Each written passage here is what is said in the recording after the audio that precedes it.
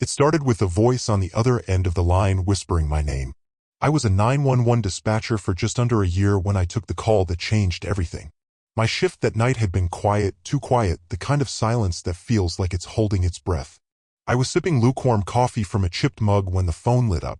The screen didn't show a number. No area code. No trace. Just one word in all caps, unknown. The moment I answered, a chill ran down my spine.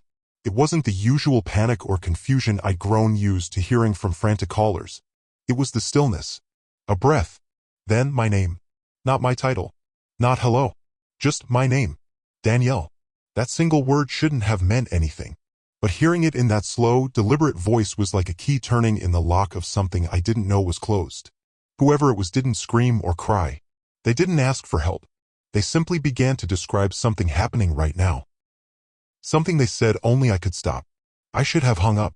I should have reported it. But I didn't. I listened.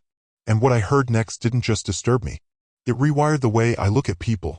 The way I hear silence. And especially the way I sleep. If you've ever wondered what it's like to answer a 911 call you can't explain, one that follows you long after the line goes dead, this is the story I never planned to tell. The first time I felt like something was wrong was actually a few hours before the call. I just arrived at the station around 9 p.m., a small dispatch center tucked between a shuttered bakery and a dry cleaner that hadn't been opened since the early 2000s. Our building was outdated, the kind with flickering fluorescent lights and that old, sour smell you never quite get used to. But it was quiet. Steady. Mostly noise complaints and drunk driving tips. The occasional domestic argument. That night, I'd taken 3 calls by 11:30, all of them minor. At midnight, the air in the room changed. I know how that sounds, but I swear the temperature dropped. I remember looking around to see if someone had opened a door or turned on the fan. Nothing. Just me, one other dispatcher down the hall, and the hum of machines. Then came the ring. It wasn't the usual sharp tone. It was lower somehow. Thicker. Like a voice clearing its throat.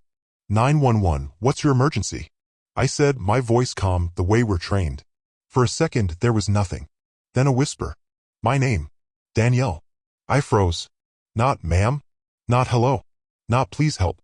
Just Danielle. Spoken with the intimacy of someone who knew me. The breath between syllables. The way the L lingered before dropping off. I'm sorry, who is this? I asked, trying to keep my tone professional. The voice continued, soft and unhurried.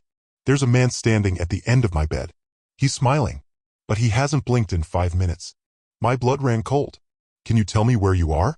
Are you safe? A pause. I think he wants to talk to you. At this point, I flagged my supervisor and began tracing the call through our system.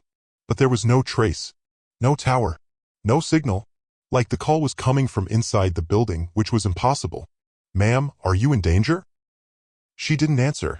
Then a sound. A wet sound. Like fingers brushing against the receiver. Then a different voice, male this time. Low. Gravelly. She doesn't know yet, does she? It felt like being pulled into water I couldn't swim in. My heart pounded in my ears. I looked at the monitor, still no location. Still unknown. Sir, I'm ending this call if you can't identify yourself. Don't worry, he said. You'll meet him soon. And then the line went dead. I sat there, breathing hard, staring at the receiver in my hand like it was some kind of cursed object. My supervisor came over, asked if I was okay. I told him it was a prank. Some sick joke. Maybe a voice modulator. Maybe someone in the building messing with the phones. But that night, I couldn't sleep. Not because of what I'd heard, but because when I got home and checked my bedroom, I found muddy footprints by the foot of my bed. Small ones. Like a child's. That was just the beginning. Over the next week, I received 2 more calls. The second came 3 days later on a shift that should have been uneventful. It was just after 2 a.m. when the line lit up again. Unknown. Same tone. Same strange, slow ring. This time, it was the voice of a young boy. Barely audible. Trembling. There's something wrong with Mommy, he said. I leaned in. Can you tell me your address? She won't wake up, he whispered. I motioned to my supervisor again. We tried triangulating the call, but just like before, there was no signal source. No address. Nothing. What's your name, sweetheart? He didn't answer that. Instead, he said something that made my stomach drop. She has a smile on her face, but her eyes are open. They're not moving. She's cold. I swallowed hard. Is there anyone else in the house with you? A pause. Then, there's a man in the hallway. He looks like Daddy, but he's not blinking either. I've taken death calls before, even child-related ones, but nothing ever felt like this. There was something wrong about the stillness in his voice, like he wasn't scared, just empty. Can you tell me what city you're in? Anything outside your window? He didn't answer, but I could hear something in the background. Breathing. Heavy. Like someone standing right next to the phone. Then, just before the line went dead, "Mommy says you're next." I didn't sleep for days after that. And I wasn't the only one. My supervisor, Steve, started getting calls too. Not on the job. On his personal phone. Voicemails he couldn't play. Recordings that would show up as blank files. Once he said he answered and only heard static until, he swore, a voice said his name. He quit 2 weeks later. Didn't say goodbye. Didn't explain. Just cleared out his desk and left. I tried to brush it off. Told myself it was an elaborate prank. Maybe someone hacking the system. Someone targeting dispatchers for kicks. But then came the third call. And that one wasn't to the station. It was to my apartment. I'd just gotten home after a 14-hour shift. My head was pounding. I wanted nothing but a hot shower and a glass of wine. As I set my bag down, the landline rang. I don't give out that number. I barely use it. Unknown. I shouldn't have picked it up. But I did. I didn't even say hello. I just waited. And this time there was no whisper. There was a sound. A low hum. Familiar. Took me a moment to place it. It was the emergency dispatch tone. The one we play when an officer is down. Kept playing. Over and over.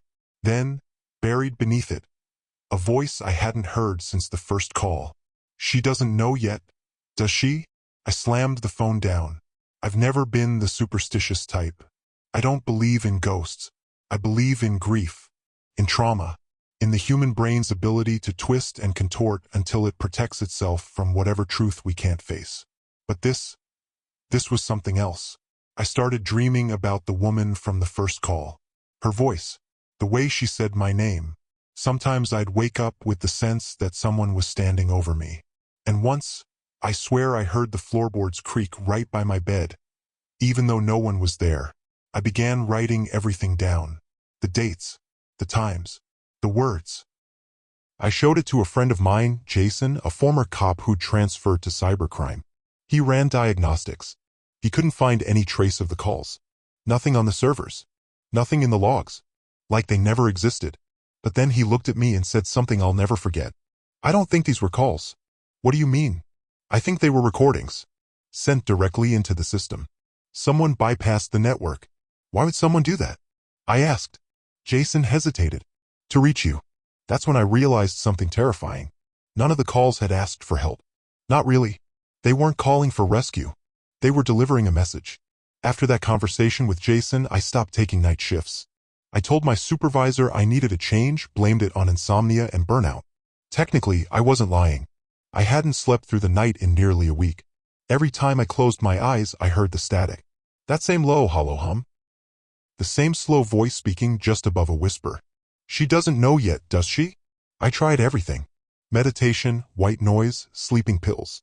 I even considered seeing a therapist, but I couldn't bring myself to explain what I was experiencing without sounding insane. Who would believe that I was being contacted by, what? Ghosts? Hackers? Something worse? The breaking point came one morning after I tried to pull myself together. I was in the shower, eyes closed, letting the steam fog up the mirror and the past few weeks rinse down the drain when I heard my name again. But not from a phone.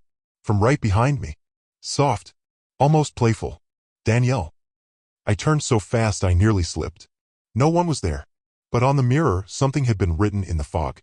A single word, "Listen." That's when I knew it wasn't over. I was being drawn back in. I returned to work. Days only. No exceptions. I went through the motions. Took calls. Helped where I could. Tried to ignore the phantom static I now sometimes heard in even the most normal conversations. Tried to dismiss the creeping feeling that the more I denied it, the more whatever it was wanted me to notice. Then, in late October, just as Halloween approached, a strange trend began emerging.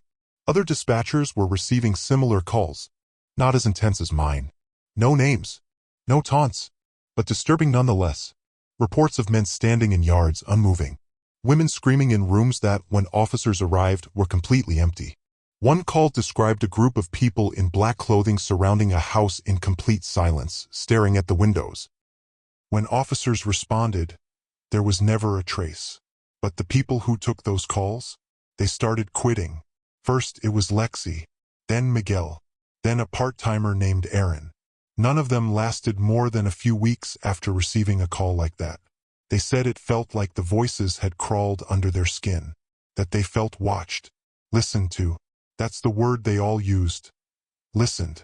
I kept a file on my computer. Notes, transcripts, descriptions. I had to find a pattern, connection. And then one day I did. All of the calls happened at the exact same minute. 12:17 a.m. Not 12:15. Not 12:30. Always 12:17. I looked it up trying to find meaning, but nothing made sense. Until I started digging into the archives. In 2004, a 911 operator named Janine Calloway went missing from our dispatch center. One night, she simply never clocked out. Her headset was found on the floor. The door had been locked from the inside. No sign of forced entry, just an eerie log of her final transmission. There's someone at the door, but they're not knocking. And guess what time her last call was? 12:17 a.m. My blood ran cold. I brought this to Jason. He was skeptical but curious. He helped me gain access to some old internal recordings archived by the department, footage that wasn't public. We found the last few minutes of security camera footage from the dispatch room that night. It showed Janine sitting alone at her desk, typing, drinking coffee. At 12:16, she sits up straighter, looks toward the hallway. Her hand moves toward her headset, but she doesn't put it on. At 12:17, she suddenly stands. Not in fear, not with urgency. Just slowly, like she's being called. Then she walks out of frame and never comes back. Jason froze the frame, played it again, slower. This time we both saw it. Right before she stands, the frame glitches, just for a second. And in that brief flicker, in the reflection of the monitor, we saw a face. Not hers, not anyone's we recognized. A pale, almost featureless face with completely black eyes. I don't know what made me say it, but I whispered aloud. She doesn't know yet, does she? Jason shut the laptop. Okay, he said, shaking his head. This has gone from creepy to dangerous. Whatever this is, it's not just targeting you. It's part of something bigger. That night, I didn't go home. I stayed at a hotel. Told no one where I was. I left my phone off. Didn't bring my laptop. Just a change of clothes and a book I wasn't going to read. But at exactly 12:17 a.m., the hotel room phone rang. I didn't move. I let it ring. After the sixth ring, it stopped. Then my cell phone buzzed, even though it was off. The screen turned on by itself. A single message. You're starting to understand. I threw the phone in the drawer and didn't sleep the rest of the night. The next day, I handed in my resignation. I was done. I thought leaving would end it. But I was wrong. Because the real story doesn't end with me quitting. It begins with what happened after. Once I left the station, I tried to cut myself off completely. No more calls. No more research. I blocked Jason's number and deleted everything on my drive. I moved to another city. Changed my name. Took a job as a receptionist at a local clinic. It felt like starting over. For 3 months, I lived in peace. No whispers. No static. No unknown numbers. Until one day, I was organizing files in the back room when I noticed something tucked into the corner of one of the drawers. An old phone, one of those thick landline models from the 90s. It wasn't plugged in, but it began to ring. Not a ringtone. The tone. That same slow, dragging sound. My heart seized. I picked it up with shaking hands. Danielle, the voice said, even softer now, like a lullaby. Why did you stop listening? I don't want this, I said out loud. Leave me alone. But it ignored me. There's someone else now. She's new. Her name is Ava. She's curious. I realized what it was doing. It was passing it on. Passing it to someone else. Just like it had come for me. You can stop this, I said. You can end it. Just tell me what you want. But all I heard in return was the sound of breathing. Then the line clicked. Dead. The phone never rang again. But the damage had been done. I knew what I had to do. I found Ava 3 weeks later. A young woman, 24, fresh out of training, eager to help, just like I was. She'd been assigned the night shift. And just like me, She'd started hearing voices on calls that didn't exist. Whispers. Static. Warnings. I sat her down. Told her everything. She didn't believe me. Not at first. But she didn't laugh either. She asked questions. She started keeping notes. She listened. And that's when I realized something. Maybe it had always been listening. Not just to me, but to all of us. People who stayed up late. People who answered cries for help. People who witnessed pain every day and never looked away. Maybe this thing, whatever it is, it finds us because we're open, because we care, because we'll listen. The calls aren't just disturbances. They're invitations to understand something most people will never hear. Or worse, never survive. So I'm telling this story for one reason. If you ever hear a voice on the line that shouldn't be there, if it says your name, if it knows things it shouldn't, do not respond. Do not engage. And above all, do not listen. Because once you do, the silence never truly ends. I wanted to believe telling Ava the truth would break the cycle. That maybe if someone understood what they were up against before it got too far, they could resist it. That knowledge would be armor. But knowledge wasn't armor. It was an open door. 3 weeks after we spoke, Ava disappeared. She didn't quit. She didn't transfer. She vanished. Just like Janine. Her locker was still full. Her purse was found under the desk. Her car sat untouched in the parking lot. And the timestamp of her last known presence in the building? 12:17 a.m. The department tried to investigate, but there was no evidence. No signs of struggle. Her last logged call was to a man reporting a domestic disturbance on a street that didn't exist. But here's the worst part. When they reviewed the security footage from that night, something horrifying was discovered. The tape showed Ava sitting alone at her desk, sipping from a water bottle, casually typing. Then she suddenly turned her head sharply toward the hallway like she heard someone call her name. A second later, the camera glitched. Just like with Janine. And in that split frame, right behind her, that same figure appeared. No eyes. Pale face. Dark voids where its features should be. I watched the footage over and over again, frozen in dread. What was this thing? How could it appear on video but leave no trace? How did it know our names? That night I broke. I sat in my dark apartment, laptop open, old call logs and video files spread out like the fragments of a puzzle I was never meant to solve. It wasn't just the calls. It wasn't even the disappearances. It was that I knew, deep down, I had listened. Really listened. And now I had something it wanted. I remembered what the voice said on the hotel phone. You're starting to understand. What was I supposed to understand? That it wasn't a person? That it wasn't even a ghost? That it was something older? Something that used the 911 system like a doorway? It didn't want help. It wanted access. To minds. To memories. To people willing to hear the worst things life had to offer. And not hang up. We were perfect. Dispatchers. Listeners. So I made a decision I never thought I'd make. I went back. Not to work. Not as a dispatcher. I went back to the building. It was nearly 11:30 at night when I parked across the street. I sat there, engine off, watching the glow of the dispatch center, the hum of machines, the occasional flicker of a hallway light. No one saw me walk in. I still had my old key card. The room was almost empty. Just 2 night shift dispatchers and one tired-looking supervisor half asleep at the break table. I walked down the main hallway toward the room that used to be mine. Janine's room. Ava's room. The last room they were seen alive in. I stood outside the door, heart thudding, hands slick with sweat. Then I stepped inside. The room was cold. Colder than it should have been. The monitor was off, but I turned it on. The system loaded. It recognized me. The screen blinked. A message appeared. You came back. Then the phone rang. No caller ID. No ringtone. Just the sound of something old and heavy. Dragging. Scraping. And then the voice. Not just in my ear. Inside my head. You hear us now, don't you? I should have run. But I didn't. I whispered, what are you? And for the first time it answered. Not with words. But with something far worse. A flood of sounds poured into the headset. Screams. Sirens. Static. Gunshots. Glass shattering. Cries for help. Whispers. Laughter. Moaning. People dying.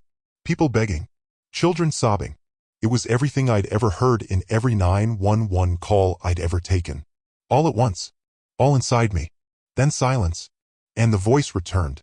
We are memory. We are pain. We are the part of the world no one wants to look at. You opened the line. And now you are the signal. I tore the headset off and slammed it on the desk. My ears were ringing. My vision was swimming. But one thing was clear. This wasn't a spirit. It wasn't a person. It was a force. A presence that had attached itself to the communication system like a parasite. Every emergency call made, every cry for help, these weren't just pleas. They were offerings. Raw emotional frequencies. And someone or something was feeding on them. I stumbled out of the room, heart racing, gasping for breath. Back in the hallway, the night shift dispatchers stared at me. One of them, a guy named Luis, blinked slowly and said, "Did you hear it?" I nodded. He looked down at his desk. It said my name last week. I haven't slept since. That's when I understood something I'd been avoiding all along. It wasn't just about me. It was spreading. To anyone who listened long enough. To anyone who opened their heart enough to care. I should have warned more people. But the thing is, warnings only work if someone's willing to believe. And most of us, especially in this job, we believe in trauma. In cruelty. In violence. But not in voices that speak through silence. So I left the building that night knowing I was different now. I could hear things I wasn't supposed to. See things in the silence between words. That's why I'm telling you this now. Because it's not just a scary story. It's not just a creepy call. It's a pattern. An infection. And maybe you're thinking, well, I'm not a dispatcher. I'm not at risk. But think about it. How often do you hear things in the night? Footsteps. Rustling. The sound of your name when no one is home. How many voicemails have you deleted because they were just static? How many times have you picked up the phone, heard nothing, and thought nothing of it? The thing is, it's already out there. And it's looking for new listeners. The ones who don't hang up. The ones who ask, "Are you okay?" The ones who wait just one more second before saying goodbye. If you're one of them, be careful. Because at exactly 12:17 a.m., your phone might ring. And if it does, do not answer. I wish I could tell you that I walked away from all of this untouched. That sharing the story helped me find peace. But the truth is, once you've heard it, really heard it, it never lets go. I still see things sometimes. Not clearly. Not like before. But out of the corner of my eye. In the screen when my computer flickers. In reflections that don't quite match my movements. And I still hear that ring. Sometimes from my phone. Sometimes from the pipes.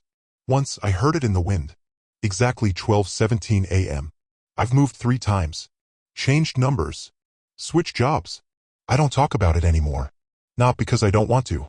But because people look at me the way I once looked at others who spoke of strange things, like I'm broken. Like I need help. And maybe I do. But if you've made it this far, there's something I need you to understand. The calls I took weren't accidents. They weren't freak events or random glitches. They were warnings. Each one peeling back a layer of what we think is reality. They were reaching out because something wanted us to hear. To know. To feel. And maybe it wasn't trying to scare me. Maybe it was trying to wake me up. Maybe the world is darker and stranger than we ever imagined. Maybe every 911 call carries a weight we can't measure, trauma that echoes. Pain that stains. Fear that lingers long after the line goes dead. Maybe some places remember. And maybe, just maybe, the most disturbing part isn't the voice that calls out from the dark. It's the part of you that answers back. So if your phone rings at 12:17 a.m., if the screen says unknown, if the voice knows your name, don't listen.